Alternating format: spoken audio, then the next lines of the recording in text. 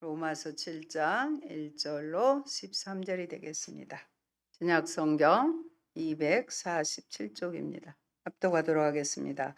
형제들아, 내가 법 아는 자들에게 말하노니 너희는 그 법이 사람이 살 동안만 그를 주관하는 줄 알지 못하느냐. 남편 있는 여인이 그 남편 생전에는 법으로 그에게 매인 바 되나 만일 그 남편이 죽으면 남편의 법에서 벗어나느니라. 그러므로 만일 그 남편 생전에 다른 남자에게 가면 음녀라. 그러나 만일 남편이 죽으면 그 법에서 자유롭게 되나니 다른 남자에게 갈지라도 음녀가 되지 아니하느니라. 그러므로 내 형제들아, 너희도 그리스도의 몸으로 말미암아 율법에 대하여 죽임을 당하였으니 이는 다른 이 곧 죽은 자 가운데서 살아나신 이에게 가서 우리가 하나님을 위하여 열매를 맺게 하려 함이라. 우리가 육신에 있을 때에는 율법으로 말미암는 죄의 정욕이 우리의 지체 중에 역사하여 우리로 사망을 위하여 열매를 맺게 하였더니 이제는 우리가 얽매였던 것에 대하여 죽었으므로 율법에서 벗어났으니 이러므로 우리가 영의 새로운 것으로 섬길 것이요 율법 조문에 묵은 것으로 아니할지니라. 그러므로 우리가 무슨 말을 하리요? 율법이 죄냐? 그럴 수 없느니라. 율법으로 말미암지 않고는 내가 죄를 알지 못하였으니 곧 율법이 탐내지 말라 하지 아니하였더라면 내가 탐심을 알지 못하였으리라. 그러나 죄가 기회를 타서 계명으로 말미암아 내 속에서 온갖 탐심을 이루었나니 이는 율법이 없으면 죄가 죽은 것임이라. 전에 율법을 깨닫지 못했을 때에는 내가 살았더니 계명이 이름에 죄는 살아나고 나는 죽었도다. 생명에 이르게 할 그 계명이 내게 대하여 도리어 사망에 이르게 하는 것이 되었도다. 죄가 기회를 타서 계명으로 말미암아 나를 속이고 그것으로 나를 죽였는지라. 이로 보건대 율법은 거룩하고 계명도 거룩하고 의로우며 선하도다. 그런즉 선한 것이 내게 사망이 되었느냐? 그럴 수 없느니라. 오직 죄가 죄로 드러나기 위하여 선한 그것으로 말미암아 나를 죽게 만들었으니 이는 계명으로 말미암아 죄로 심히 죄되게 하려 함이라. 아멘. 오직 예수님, 예수 그리스도의 은혜와 평강이 넘칠지어다. 아멘. 오늘은 로마서 7장 1절로 13절입니다. 죄와 율법의 관계입니다. 로마서 말씀은 결코 쉽지는 않잖아요. 그래서 전하는 저도 더 마음을 써야 되고 성령 하나님이 지켜주셔야 되고 함께 말씀을 듣는 저와 여러분도 더 성령님 의지해서 집중해서 들으셨으면 좋겠습니다. 오늘 본문이 되는 로마서 7장 1절로 6절의 배경은 지난번에 우리가 살펴본 6장 14절과 15절입니다. 먼저 죄에 대해서 우리가 잘 정리를 해야 7장 1절로 6절을 이해할 수 있게 되는 것입니다. 14절과 15절의 말씀 다시 한번 살펴보면 제가 너희를 주장하지 못하리니 이는 너희가 법 아래에 있지 않고 어디에? 은혜 아래에 있음이라. 그런즉 어찌하리요? 우리가 법 아래에 있지 아니하고 은혜 아래에 있으니 죄를 지으리요? 그럴 수 없느니라. 은혜 안에 있으면 죄를 지을 수 없다는 것이 전제가 되어야 한다는 것입니다. 한 여인이 나옵니다. 이 여인이 한 남자를 만나 결혼하여 살게 되는데 이 남편의 이름은 예를 듭니다. 율법씨입니다. 처음엔 반드시 보이고 완벽해 보이고 신사처럼 보여 좋아 보였습니다. 그러나 단 하루를 지내고 나니 그는 정말로 함께 살 만한 사람이 못 되었습니다. 그는 일종의 완벽주의자로 조그만 실수나 허물도 용납할 줄을 몰랐습니다. 그래서 아무리 잘해보려고 노력해도 그의 요구엔 한계도 끝도 없었습니다. 이틀을 지나고 나니 그는 폭군으로 변했습니다. 자기가 정한 규칙에서 조금이라도 어긋나면 아내를 때리고 비난하기까지 했습니다. 마침내 아내는 만사에 자신감을 잃었고 삶의 의욕조차 상실해서 우울증에 빠졌습니다. 우리는 우리를 죄인이라고 단죄하는 율법이 아니라 우리를 죄 없다 인정해 주시는 은혜 아래에 있다는 말씀. 너무나 은혜로운 말씀이지만 우리 자신을 볼 때 그것이 잘 실감이 되지 않습니다. 죄가 너희를 주장하지 못한다 하지만 그러나 우리 마음속에는 언제나 선을 행하기보다 여전히 죄인된 본성, 선보다는 악을 행하기 원하는 마음이 있기 때문입니다. 무엇인가? 우리에게는 아직 해결되지 못한 문제가 남아 있는 것 같습니다. 그래서 오늘 말씀을 통해 우리가 은혜 아래에 있다는 것이 무엇인지 깨닫고 참되게 하나님을 섬기는 우리 모두가 될 수 있기를 소원합니다. 로마서 6장에는 죄가 많이 나타납니다. 죄는 사람들을 어떤 역할을 합니까? 노예로, 우리를 노예로 가두어 놓으려 하고 실제로 꼼짝 못하게 만들었던 하나의 주권입니다. 7장 1절로 6절에서 설명하려는 것은 죄와 율법의 관계입니다.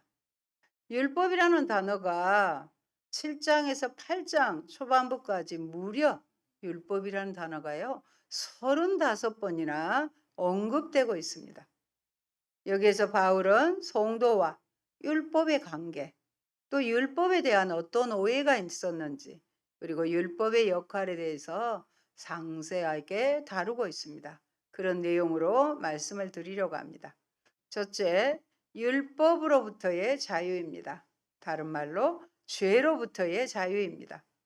죄는 사람들을 노예로 얽어매고 종노릇 시키면서 살고 있습니다. 율법은 그런데 그 율법은 사람이 사는 동안만 주관할 수 있으며 사람이 죽으면 율법으로 얽어맬 수 없습니다. 어떤 중대한 사건이 있어도 그 사람이 죽어버리면 일단 수사가 종결되는 것과 같습니다. 제가 율법을 이용해 사람들을 노예로 만드는 것은 언제 때만 그 사람이 살아있을 때만 가능합니다. 그러나 그리스도 안에 있는 사람은 어떤 사람이냐? 죄에 대해 이미 죽은 사람이에요. 이걸 여러분이 잘 인식을 하셔요. 우리는 그리스도 안에 있다. 그래서 이미 죄에 대해서 나는 죽은 사람이다. 죽은 사람이기 때문에 죄가 시키는 대로 할 필요가 없는 상태인 것입니다.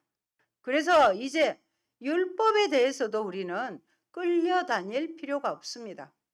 이를 설명하기 위해서 바울이 사용하는 쉬운 용어가 바로 언어가 결혼 제도입니다. 남편이 살아있을 때 아내는 법으로 그 남편에게 매여 있습니다. 그래서 남편이 살아있을 동안 다른 남자에게 간다면 간음, 음란을 범하는 것이지만 남편이 죽어 과부가 되면 더 이상 결혼 관계가 성립하지 않는다고 말합니다. 율법이 남편이라면 우리는 아내라고 할 수 있습니다.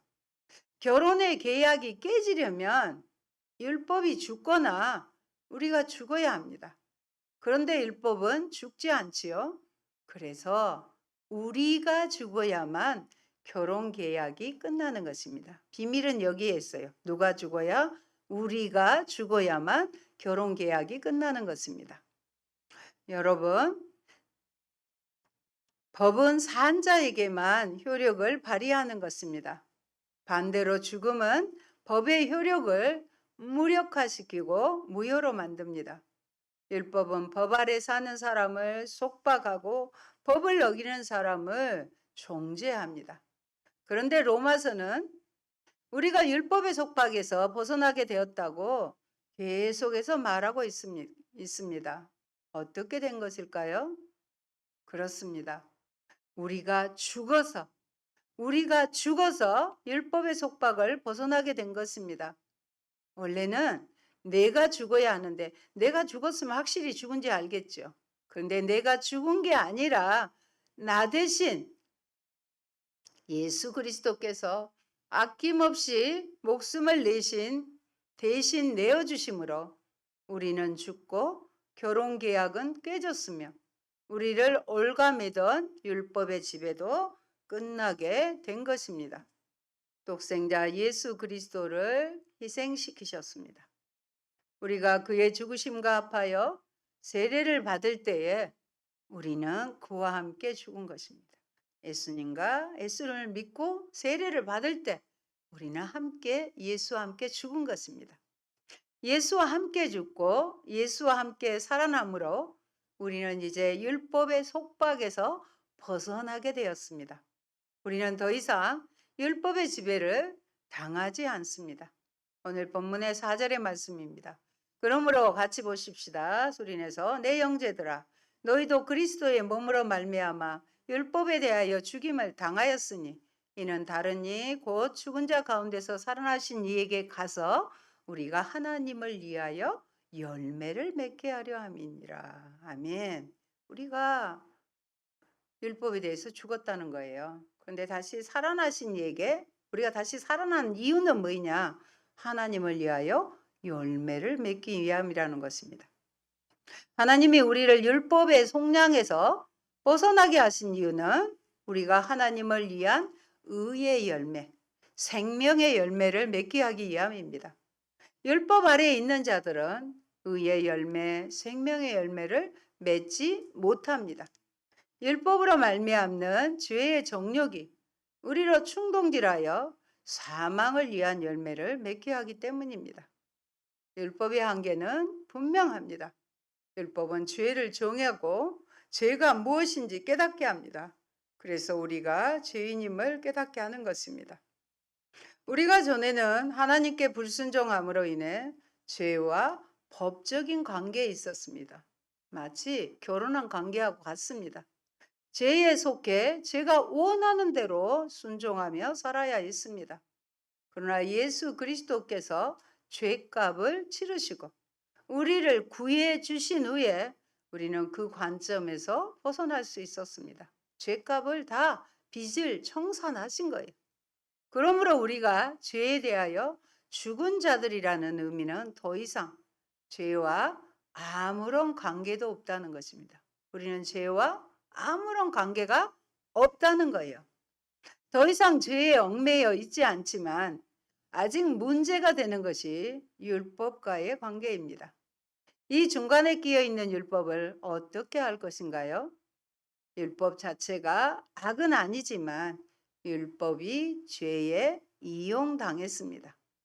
7장 5절의 말씀 같이 봅니다. 우리가 육신에 있을 때에는 율법으로 말미암는 죄의 정욕이 우리 지체 중에 역사하여 우리로 사망을 위하여 열매를 맺게 하였더니 사망을 위해서 생명의 열매가 아니라 사망의 열매를 맺게 하였다는 것입니다.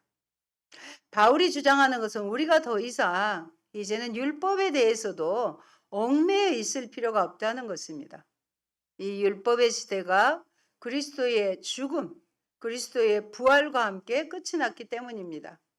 율법의 시대는 옛 시대에 속한 것이었는데 그리스도인들은 새 시대에 속해 있으므로 율법에 얽매여 율법을 통해 의를 얻으려는 노력은 더 이상 할 수도 없고 하지 않아도 됩니다.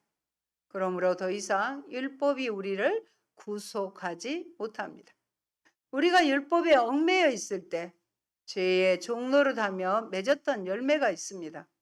그것은 육신의 정욕이 지체 안에서 역사에서 맺었던 사망의 열매였습니다.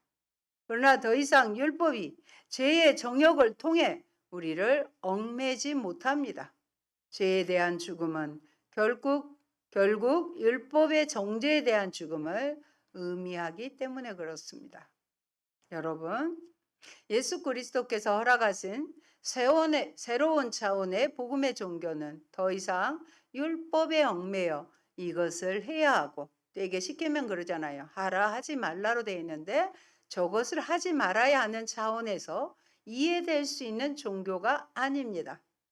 하나님이 예수 그리스도를 통해 우리에게 완전한 자유를 주신 것은 자발적인 순종입니다. 자발적인 종교이며 자발적인 순종입니다. 믿음의 순종이란 하나님을 사랑하는 것과 관계가 있습니다. 신명기에 나와 있는 것처럼 하나님을 마음을 다하고 온몸과 정성을 다해 사랑하는 자발적인 모습을 지녀야 합니다. 우리의 믿음은 무엇을 해야 하고 무엇을 하지 말아야 하는 차원에서 이제는 벗어나야 합니다. 이제 우리가 새 생명 가운데서 영의 새로운 것으로 섬기며 하나님을 위해 열매를 맺을 수 있는 길을 열어두신 것입니다. 성령의 열매는 다른 영혼이 살아나게 하는 영의 열매입니다. 그것이 바로 우리가 맺어야 할 하나님을 위한 열매입니다. 주위에 다른 사람들이 우리의 삶, 나의 삶을 통해 생명을 찾는 것, 즉 하나님을 알게 되고 하나님께 돌아오는 열매를 맺어야 합니다. 우리는 그리스도의 편지이며 그리스도의 향기입니다. 내 안에서, 나의 삶에서 성령의 열매, 즉 그리스도의 형상을 이루어가게 하신 것입니다. 예수님의 죽음은 곧 나의 죽음입니다. 사망을 위하여 열매 맺던 처절한 죄인의 삶이 예수님과 연합으로 단번에 종식되어 버렸습니다. 그렇기에 율법도 이제는 죄에 대하여 죽은 나를 정죄하지 못합니다. 죄인에서 자유인으로, 죽음에서 생명으로 옮겨진 새로운 삶이 옛것의 더러움으로 오염되지 않도록 날마다 새롭게 역사하시는 성령님의 손길을 구하시기 바랍니다. 둘째, 율법에 대한 오해입니다. 바울 사도는 은혜가 범죄를 조장할 수 없듯이 율법이 죄와 사망의 원인이 될 수 없다고 강조합니다. 율법은 죄의 도구나 동인이 될 수 없습니다. 처음부터 인간의 의와 성과 행복을 도모하고 생명에 이르게 할 계명이었지 사망을 위한 것이 아니었습니다. 하나님이 율법을 우리에게 주신 이유는 율법을 통해 죄를 깨닫게 하려는 것이지 율법 자체가 악하지 않다는 것입니다. 그런데 왜 율법은 이 죄의 능력에서 우리를 풀어주지 못할까요? 그것은 율법 자체도 죄의 능력에 사로잡혀 있기 때문입니다. 그러므로 율법에 순종하는 것으로는 죄의 문제를 해결하지 못합니다. 율법은 어떤 능력을 지니고 있는 것이 아니라 다른 목적들을 위해 사용될 수 있는 도구와 같은 것입니다. 8절을 보면 이 죄가 탐심을 일으켜 사람들로 하여금 더 탐내게 만들었다고 합니다. 율법이 탐내지 말라 한 것을 악용해 더 탐심을 일으켜서 사람들의 욕심을 만들어낸 것입니다. 마치 아담을 넘어뜨린 뱀의 유혹처럼 죄는 계명이 없었을 때는 사람을 죽음에 이르게 할 기회를 찾지 못했습니다. 그러나 계명이 주어지자 그 기회를 이용해 사람을 속이고 범죄를 유도하여 마침내 사망에 이르게 하였습니다. 문제는요, 율법이 아니라 죄에 있으며 율법은 영적 문제의 원인과 책임을 밖이 아니라 예부가 아니라 내 안에서 찾아야 한다고 지적합니다. 내가 문제입니다. 성령과 상관없이 육을 의지하여 살려고 했던 내가 문제입니다. 그런 자들에게 율법은 하나님의 거룩한 뜻을 계시하시는 생명의 말씀이 아니라 내 욕심을 자극하고 정죄하고 결국 사망에 이르게 하는 도구가 되어버립니다. 서운한 것이 사망이 되고 만 것입니다. 셋째, 율법의 기능과 역할입니다. 율법은 영혼의 거울과 같습니다. 그것은 하나님의 성품을 반영할 뿐 아니라 우리의 영적인 실상을 투영해 줍니다. 타인이 알지 못하고 내가 미처 깨닫지 못하던 내 안의 탐심을 속속들이 들추어냅니다. 율법의 빛은 내 안에서 진행되는 죄의 기만과 역사를 집요하게 추적하고 백일하에 폭로하여 내가 죄에 사로잡혀 있는 노예임을 깨닫게 합니다. 그러므로 율법을 주신 이유는 죄를 깨닫게 하시려는 것입니다. 하나님은 우리에게 악한 것을 주실 이유가 없습니다. 하나님이 주신 것은 다 선합니다. 다 목적이 있는 것입니다. 그러므로 율법을 악하게 보는 것은 잘못된 견해라는 것이 바울의 주장입니다. 율법을 오해하거나 그릇되게 가르치는 자들이 문제일 뿐, 율법은 여전히 악을 제어하고 죄를 정죄하고 구세주와 구원의 필요성을 깨닫게 하며 신자들을 가르치고 권면하는 선한 도구라는 것입니다. 오늘 본문 7장 8절로 11절 함께 보십시다. 소리 내십시다. 그러나 죄가 기회를 타서 계명으로 말미암아 내 속에서 온갖 탐심을 이루었나니 이는 율법이 없으면 죄가 죽은 것임이라. 전에 율법을 깨닫지 못했을 때에는 내가 살았더니 계명이 이름에 죄는 살아나고 나는 죽었도다. 생명에 이르게 할 그 계명이 내게 대하여 도리어 사망에 이르게 하는 것이 되었도다. 제가 기회를 타서 계명으로 말미암아 나를 속이고 그것으로 나를 죽였는지라. 이렇게 말씀합니다. 율법에는 무슨 말씀이냐? 죄와 사망의 원인을 알게 해주는 선한 기능이 있습니다. 죄를 죄로 지목하고 가르쳐주는 율법을 통해 우리는 죄를 경계하고 깨닫습니다. 하나님의 말씀을 사랑하면 할수록 죄로부터 멀어지게 되는 이유가 여기에 있습니다. 사망의 원인이 율법이 아닌 죄에 있다는 것을 알았다면 율법과 함께 완전하게 주어진 하나님의 말씀으로 날마다 매일 하루하루 나를 점검하는 일을 게을리하지 맙시다. 그렇다면 하나님이 주신 율법이 선한 것이라면 왜 율법은 이 죄의 능력에서 우리를 풀어주지 못할까요? 율법이 해결책이 될 수 없는 이유는 율법 자체도 죄의 능력에 사로잡혀 인간을 사로잡는데 도구로 사용되었다는 것입니다. 죄는 율법을 교묘하게 이용해 내 안에 탐심을 일으켜 나의 내면까지 장악해버린 것입니다. 바울은 10계명 중 9제까지의 계명은 전부 인간의 외면으로 드러나는 행동에 관한 것이었습니다. 뭐뭐 하지 말라, 또 하라, 안식일을 거룩하게 지키라, 우상 숭배하지 말라 하는 그런 외면으로 드러난 행동에 관한 것이었어요. 그러나 10번째 계명은 근원적인 내면의 문제를 다루고 있기 때문입니다. 죄가 탐심을 일으키는 방법은 율법이 탐내지 말라 한 것을 악용해 사람들이 탐심을 내게 하는 것, 즉 남의 것이 더 좋고 커 보이게 하는 욕구 또는 욕심을 들추어 냈다는 것입니다. 우리의 내면을 장악해버린 죄의 문제는 성령의 힘으로 회복될 수밖에 없습니다. 죄의 문제는 성령의 능력으로 회복될 수밖에 없는데 8장에서 자세히 설명하고 있습니다. 죄의 능력에 붙잡혀 있는 율법을 통하여 의를 얻는 것은 애초부터 불가능한 것입니다. 율법은 절대로 죄를 넘어서서 새로운 생명을 줄 수 있는 능력이 없기 때문에 그렇습니다. 오늘 로마서 7장 12절 13절 같이 봅니다. 이로보건대 율법은 거룩하고 계명도 거룩하고 의로우며 선하도다. 그런즉 선한 것이 내게 사망이 되었느냐? 그럴 수 없느니라. 오직 죄가 죄로 드러나기 위하여 선한 그것으로 말미암아 나를 죽게 만들었으니 이는 계명으로 말미암아 죄로 심히 죄되게 하려 함이라. 그러므로 율법에 순종하는 것으로는 죄의 문제를 해결하지 못합니다. 즉 우리 몸이 중립적이듯이 율법도 중립적입니다.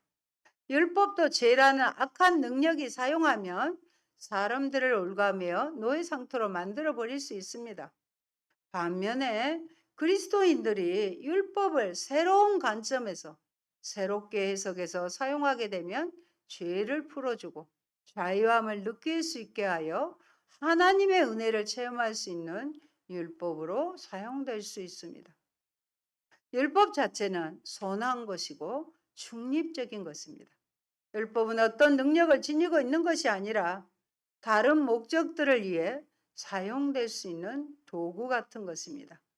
율법과 계명 자체는 악한 것이 아니라 거룩하고 선하고 의로운 것입니다. 중요한 것은 하나님의 계획 안에서 이 모든 일이 일어나도록 하나님께서 그대로 내버려 주셨다는 것입니다.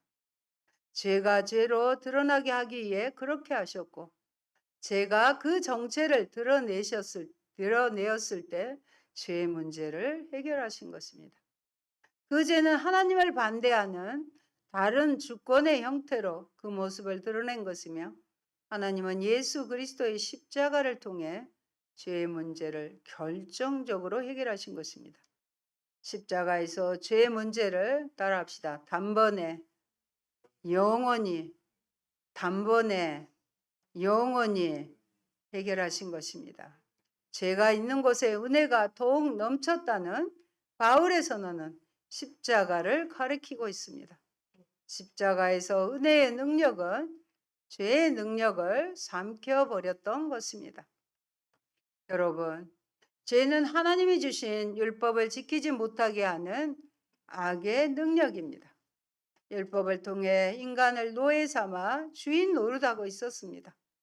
근본적으로 죄의 문제를 해결하지 못하면 겉으로 아무리 좋은 삶을 산다 하더라도 결국 영원한 사망으로 갈 수밖에 없는 것이 아담과 같은 우리의 현실입니다. 죄의 노예 상태에서 벗어날 수 있는 단 한 가지 길은 새로운 주인을 모시는 것입니다. 제가 말씀드렸어요. 새로운 주인을 모시는 거예요. 그렇게 할 때 성령이 우리 안에 내주해서 새로운 능력을 주십니다. 하나님이 예수님을 부활시켰을 때 죄를 없앨 수 있는 새로운 현실이 나타난 것입니다. 새로운 능력이 나타나서 어떻게 할 수 없었던 죄의 문제를 해결할 수 있는 방법이 생긴 것입니다. 그 이유 때문에 바울은 목숨을 걸고 예수 그리스도의 죽음과 부활을 전하려 했던 것입니다. 예수 그리스도와 연합함으로 우리는 죄에 대해, 율법에 대해 죽임을 당하였고 율법의 속박으로부터 자유로워졌습니다. 그러나 우리 속에는 아직 죄의 본성이 살아 있습니다. 그러므로 죄에 대해 치열하게 싸워야 합니다. 사도 바울은 말합니다. 다시 죄에게 종노릇하지 마십시오. 지긋지긋한 죄에게 다시 종노릇하지 말라는 것입니다. 오히려 하나님이 기뻐하시는 거룩한 산 제사를 드리라 말씀합니다. 사랑하는 성도 여러분, 하루하루 하나님의 말씀을 지킴으로 거룩한 삶을 살아가실 수 있기 바랍니다. 우리 몸은 하나님이 받으실 만한 순결한 제물로 바칠 수 있기를 바랍니다. 그럴 때 우리를 통해 하나님이 영광을 받으시고 우리는 하나님이 기뻐하시는 거룩한 열매들을 맺어갈 것입니다. 주 안에서 영의 새로운 것으로 섬기는 우리는 하나님을 위해, 생명을 위해 열매를 맺습니다. 주님은 내 말이나 직분이나 신앙 연륜이 아니라 내 삶의 열매를 보실 것입니다. 저와 여러분의 삶에서의 열매를 보신다는 것입니다. 그래서 성령의 열매를 많이 맺는 저와 여러분이 되시기를 축원합니다. 아멘. 좋으신 아버지 감사합니다.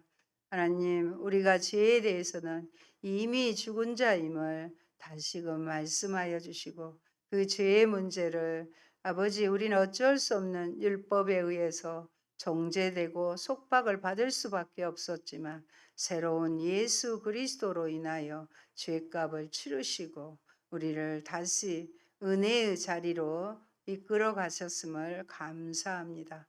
그러나 내 안에 있는 죄의 본성과 철저히 싸워 이기고 하나님이 기뻐하시는 거룩한 삶의 열매들을 맺는 저희가 되게 하여 주옵소서. 예수님의 십자가의 죽으심과 부활이 얼마나 소중한 것을 영적인 눈을 떠서 깨달아 알 수 있게 도와주시옵소서.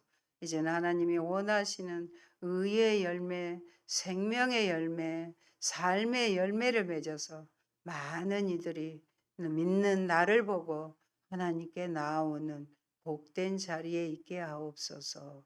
예수님 이름으로 기도합니다. 아멘.